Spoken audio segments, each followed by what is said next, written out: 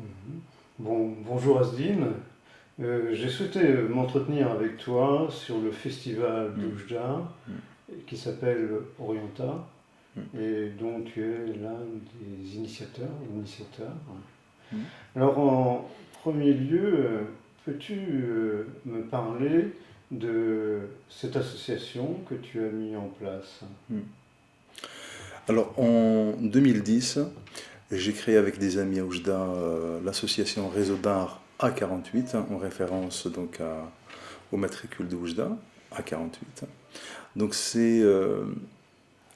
enfin, l'idée c'était de travailler sur l'ancrage de l'artiste dans un territoire, hein.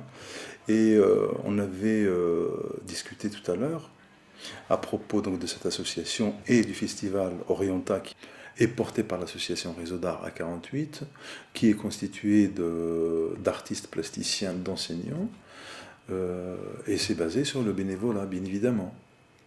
On fait appel à une agence de communication voilà, qui traite certains points dans l'organisation, mais le projet en soi est porté par ces bénévoles.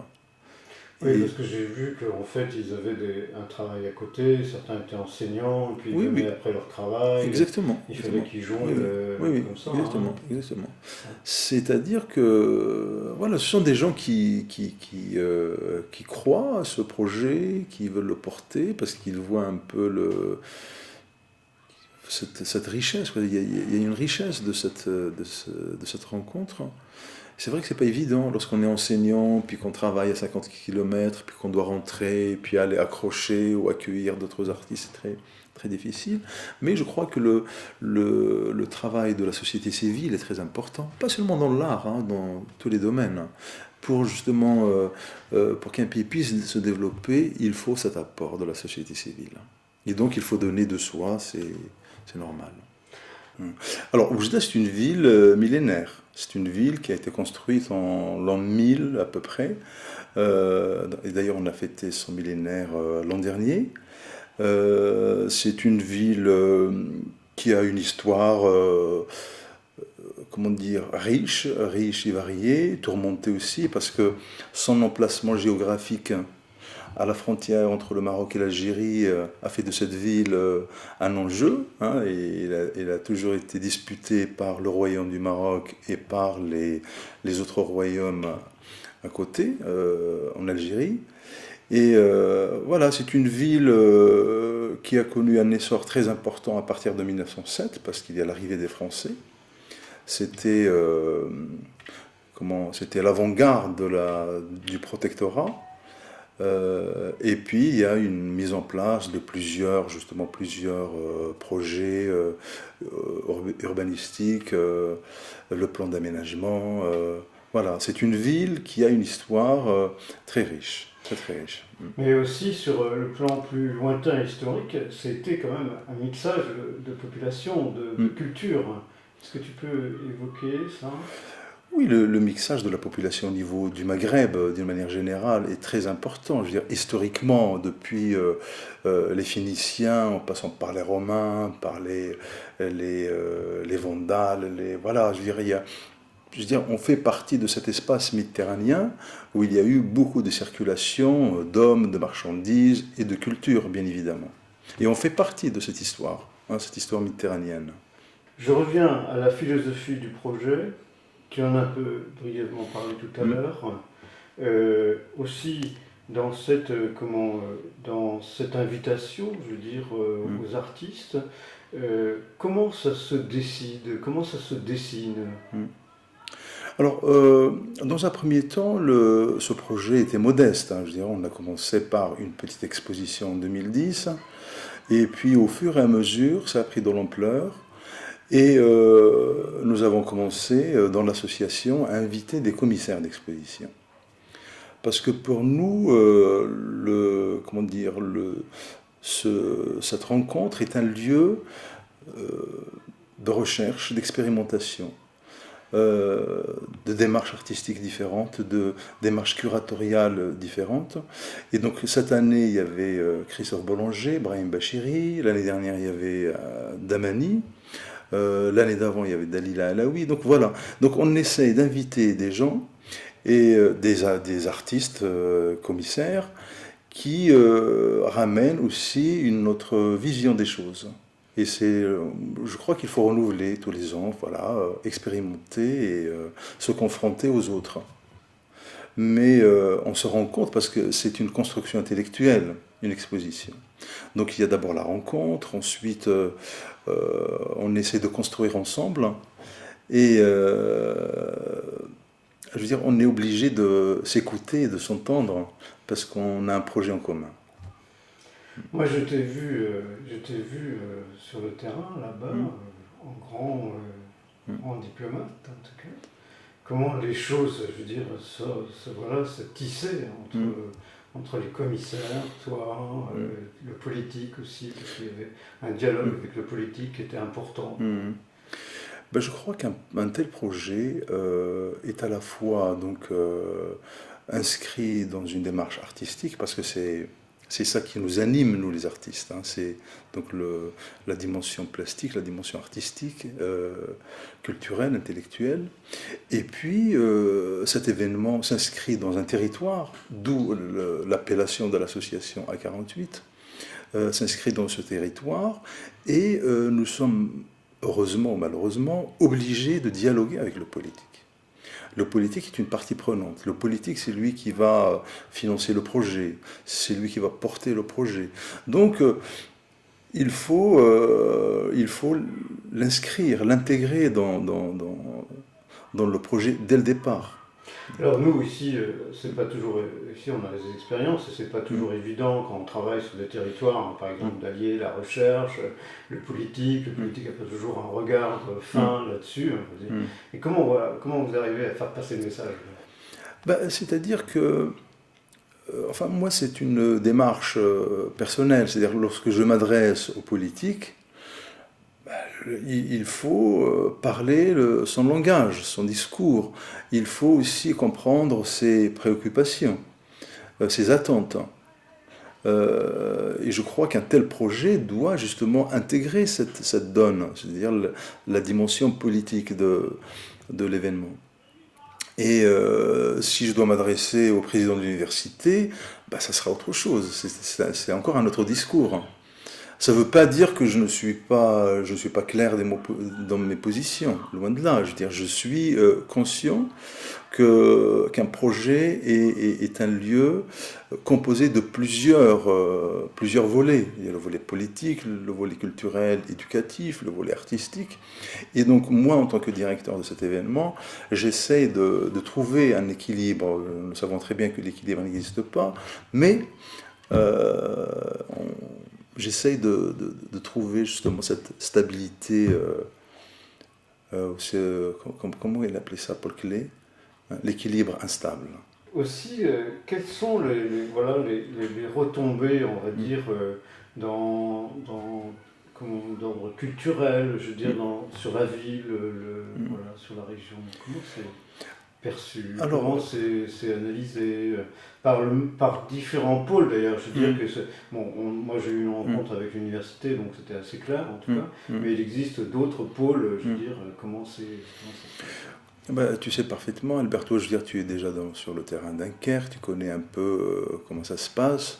Un événement, ça intéresse certains, ça n'intéresse pas d'autres. Je veux dire, voilà, moi je ne suis pas dans la séduction, je suis dans une démarche artistique, intellectuelle. Ça plaît pour certains, et puis pour d'autres, on fait n'importe quoi. Ce qu'on propose comme démarche artistique, c'est une ouverture culturelle sur le monde, sur les autres. Et pour certains, c'est gênant, cette ouverture. Hein, parce que c'est comme ici en France, hein, je veux dire, certains ils sont tellement dans cette espèce de cloisonnement, lorsqu'on propose justement une telle démarche, ça fait peur. Ça fait peur. Et je crois ce qu'on propose à Oujda, pour certains, c'est dangereux. Pour certains, c'est dangereux parce que justement, il y a cette réflexion, cette idée d'aller de l'avant, de réfléchir à d'autres formes de création. C'est pas évident pour eux. Il y a un grand artiste marocain, je ne sais pas si tu le connais, qui s'appelle Belkahia, qui est décédé l'année dernière, qui était le premier directeur de l'école des beaux-arts de Casablanca, qui disait je fais de la politique sans faire de la politique. Quand on fait de la culture, c'est ça. On fait de la politique sans faire de la politique. Et heureusement que, en tout cas à Oujda et dans la région de l'Oriental, nous avons des gens, des politiques qui soutiennent notre action, et qui croient de l'apport de l'art et de la culture dans le développement de leur territoire. Et on ne peut pas justement imaginer le développement d'un territoire en occultant le côté culturel et artistique. Et là, ils se rendent compte que Orienta, par exemple, c'est important. C'est important parce que ça donne une image, enfin ça crée une image, ça fait ramener des gens, ça fait parler de la région. Voilà, donc ça c'est le côté, on va dire, politique de la chose. Mais c'est très important. Je veux dire, sans le politique, on ne peut strictement rien faire. Il y a une autre chose aussi qui m'intéressait, qui me questionne, c'est le côté aussi frontière d'Oujda, parce qu'on est à la frontière, c'est important d'en parler, parce on n'en a pas parlé tout à l'heure. Avec l'Algérie et aussi avec la mer, on est dans une zone là quand même qui est sensible. Très sensible. C'est vrai qu'on n'en a pas parlé tout à l'heure de donc, cette situation géographique. On est exactement à la frontière entre le Maroc et l'Algérie. On est aussi à une 50aine de kilomètres de la Méditerranée. Et on est à 200-300 kilomètres du Sahara, du désert. Donc on est dans un lieu vraiment particulier. La question de la frontière est très importante parce que pendant longtemps, je veux dire, les habitants de Oujda, les habitants de la région de l'Oriental ont vécu grâce à cette proximité avec l'Algérie. Et je suppose que du côté algérien, c'était la même chose. Malheureusement, depuis maintenant une vingtaine d'années, c'est fermé. C'est complètement, la frontière est complètement fermée et ça nous a causé beaucoup de tort là-bas. Énormément de tort. Voilà, tu évoques la question de la manifestation de 2012 qui s'intitulait donc espace ouvert, espace fermé. Et justement, en 2012, j'avais invité une dizaine d'artistes d'origine maghrébine. Il y avait des Libyens, des Tunisiens, des Algériens, des Marocains et des Mauritaniens. Et l'idée, c'était de montrer justement cette hypocrisie par rapport à la question de la frontière. Alors, je ne sais pas si vous le savez, mais les frontières, par exemple, entre le Maroc et l'Algérie, les frontières aériennes et maritimes sont ouvertes. Par contre, la frontière terrestre est fermée. Et donc c'était justement pour montrer cette ambiguïté. C'est à la fois un espace ouvert, un espace fermé, et aussi je voulais interroger le rôle de l'artiste, ou la responsabilité de l'artiste. Quelle est la responsabilité de l'artiste par rapport à l'histoire ? Qu'est-ce qu'on a à dire dans quelques années pas seulement l'artiste, mais l'intellectuel d'une manière générale, parce que j'avais invité aussi des historiens d'art, des critiques, tout ça, et on a évoqué cette question du Grand Maghreb. Il y avait une autre question, je crois que ça t'intéresse beaucoup, c'est la question de la validité de l'œuvre d'art. Qu'est-ce qui valide une œuvre d'art au Maroc, en Algérie, en Tunisie, en Libye, en Mauritanie? Et on s'était aperçu, à l'époque il y avait Rachida Triki, tunisienne, historienne d'art, commissaire d'exposition, il y avait Abdelkader Damani, qui était à la plateforme Vidouta à la Biennale de Lyon, il y avait notre ami Lagoun, qui était aussi commissaire à Dakar en 2003, et on s'était rendu compte que les artistes qui représentent le Grand Maghreb actuellement, ce sont des artistes qui passent par un circuit européen, voire un circuit mondialisé. Tu les connais, et on s'était rendu compte aussi que ces artistes-là répondent à un cahier des charges. C'est-à-dire que l'artiste qui traite de la question de la femme, qui traite de la question de la religion. Voilà, qui traite des questions qui sont en vogue dans les médias, sont propulsées. Et ma démarche, je ne sais pas si tu l'as constaté aussi à Orienta, c'est la question des résidences. Pour moi, la question des résidences d'artistes est très importante. Parce que l'artiste est confronté à la réalité d'un territoire, et forcément, sa création artistique va être en rapport avec cette réalité. Hein. Et c'est une manière de répondre aussi à ces institutions, d'une manière modeste, et puis limitée par rapport à nos moyens, mais pour moi, elle est fondamentale. Cette question est fondamentale parce que on va essayer de créer quelque chose qui répond à des besoins, à des attentes d'habitants, des gens comme ça, dans un territoire bien défini. Alors aussi, c'est que le titre, le sous-titre d'Orienta, c'est À l'angle des possibles. C'est le choix du commissaire, de Christophe Bollanger, le sous-titre À l'angle des possibles. Moi, je crois que c'est en lien avec la question du point de vue. À l'angle des possibles, c'est ça. C'est-à-dire que je crois que dans ton travail aussi, cette question du point de vue est très présente. À l'angle des possibles par rapport à Orienta 6, c'est cette volonté d'investir la ville, d'investir complètement la ville d'Oujda, la vieille ville, la nouvelle, et faire écho à d'autres villes du monde. Hein. Il y a Dunkerque qui était là, il y a le Caire de Yasmina Binari, il y avait Taïwan, Li Wanli, il y avait voilà, il y avait d'autres. Je veux dire, cette résonance au niveau des villes qui, pour moi, représente l'angle des possibles. Alors aussi, quand on revient à l'histoire des frontières, aussi, c'est bon, la frontière est fermée, d'après ce que j'ai compris, oui. Hein, et donc on est quand même dans quelque chose qui est un peu blessé quelque part, hein, et sensible. Mais aussi, alors il y a une autre histoire moi qui m'intéresse, c'est bon, tu évoques Yasmina Benari quand même, donc c'est quand même intéressant parce que elle est, on sait, elle est de culture juive, elle revendique, et puis voilà, vous avez accueilli Yasmina, je veux dire, on a trouvé ça formidable, et je veux dire, il y a une histoire là aussi. Oui, tout à fait, mais tu le sais. Je veux dire, la culture juive a drainé aussi dans cette... Mais oui, mais le judaïsme fait partie de la culture marocaine. Je veux dire, dans la constitution marocaine, je veux dire, on reconnaît la culture judaïque, comme la culture berbère, comme la culture arabe. Il fait partie de cette identité nationale. Je veux dire, les Juifs sont au Maroc depuis des centaines d'années. Hein.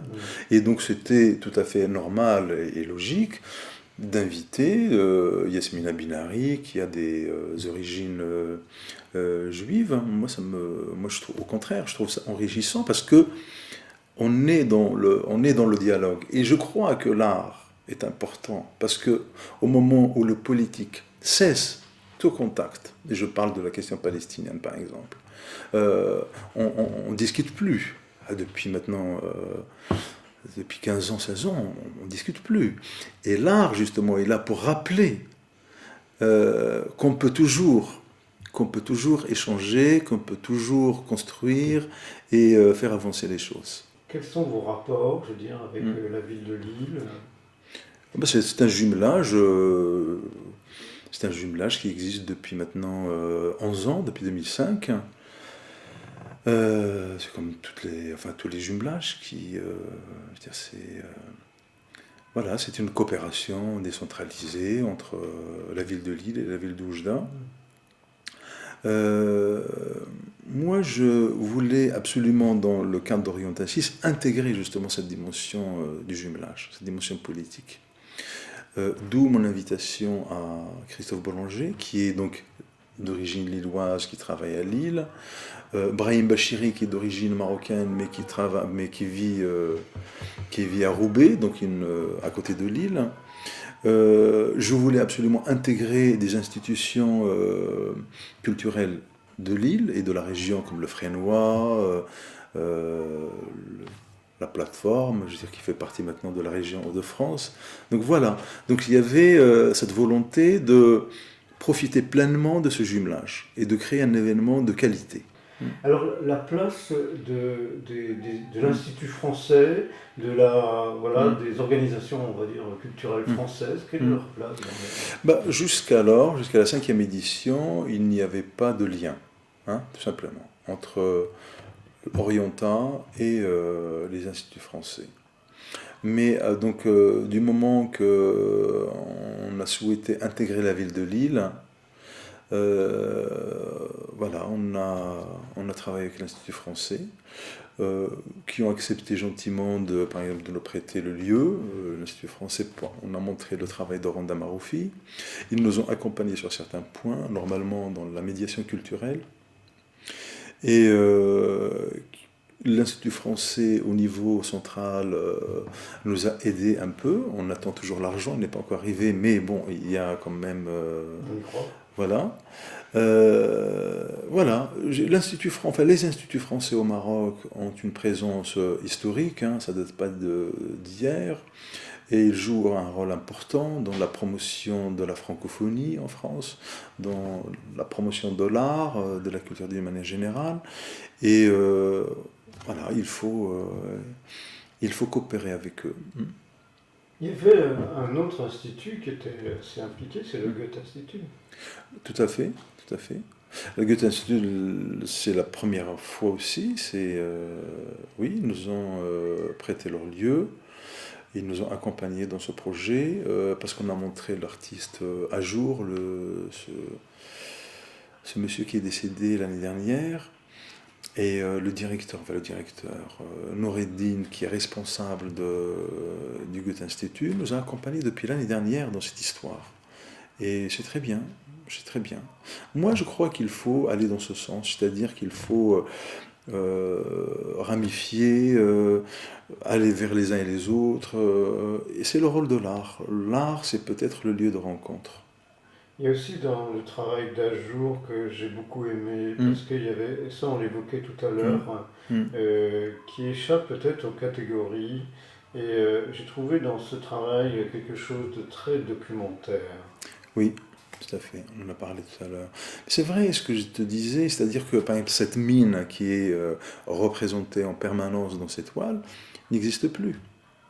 Ce que j'ai essayé d'expliquer par exemple aux politiques là-bas, au Maroc, c'est que ces œuvres, ils ont une dimension artistique, esthétique, certes, mais ils ont aussi cette dimension historique. C'est un document pratiquement d'archives.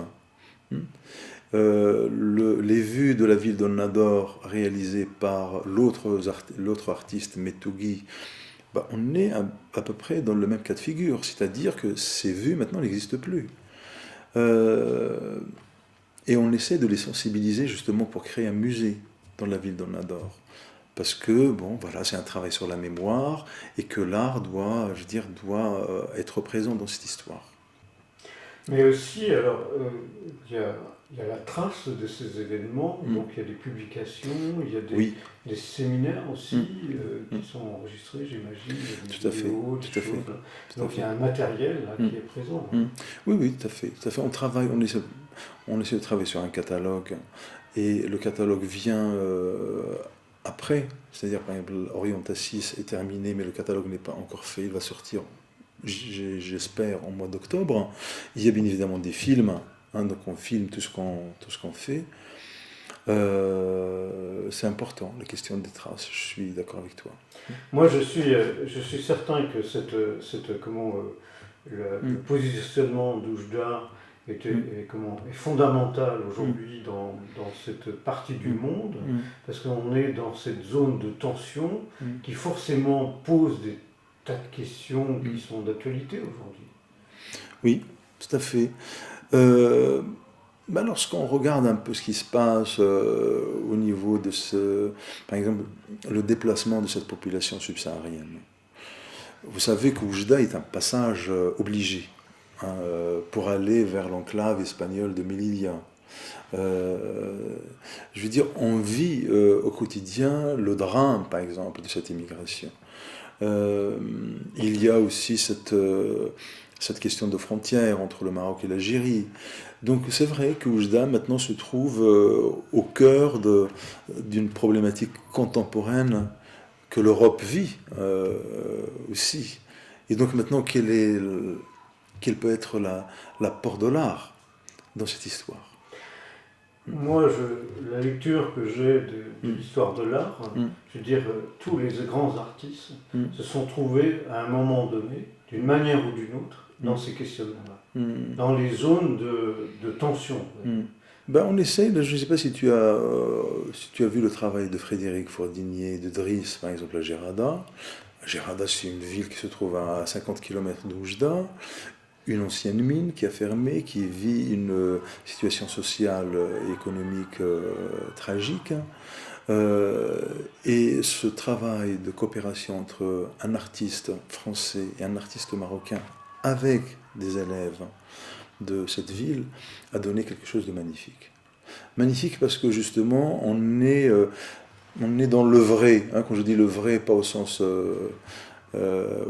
antique du terme, mais on est dans quelque chose de palpable, qui touche un peu l'humain. Voilà, la dimension humaine, pour moi, est très importante. Et l'art est puissant et fort, il est aussi écouté lorsqu'il touche à l'humain. Malheureusement, dans les grandes messes internationales, parfois, on a tendance à l'oublier, parce qu'on est dans l'apparat, on est dans le... Moi, je suis d'accord avec la question de l'humain, parce que c'est quelque chose aussi au Mali que j'ai rencontré, mais qu'on rencontre aussi, c'est Yasmina, à travers cette rencontre avec cette vieille personne. C'est magnifique, hein. C'est magnifique. C'est magnifique. C'est un travail, parce que comment une histoire personnelle, au départ c'est ça, c'est un entretien, ce qu'on est en train de faire, c'est l'entretien d'une artiste avec un vieux monsieur. Mais ce vieux monsieur a traversé l'histoire moderne et contemporaine de l'Égypte, et en même temps, pendant l'entretien, à la place Tahrir, il y a cet événement historique qui est en train de se dérouler.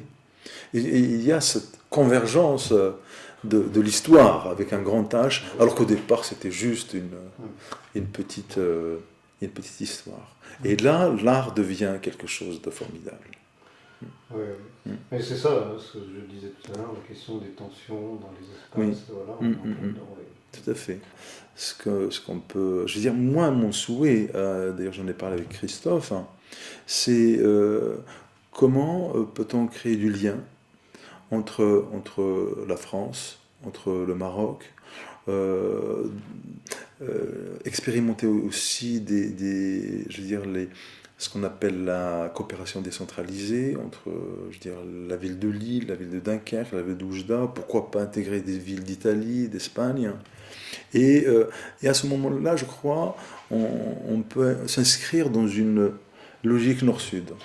C'est un devenir, en tout cas, qui prend de l'ampleur, ça c'est certain. Je veux dire, la 6e édition n'est pas la première édition.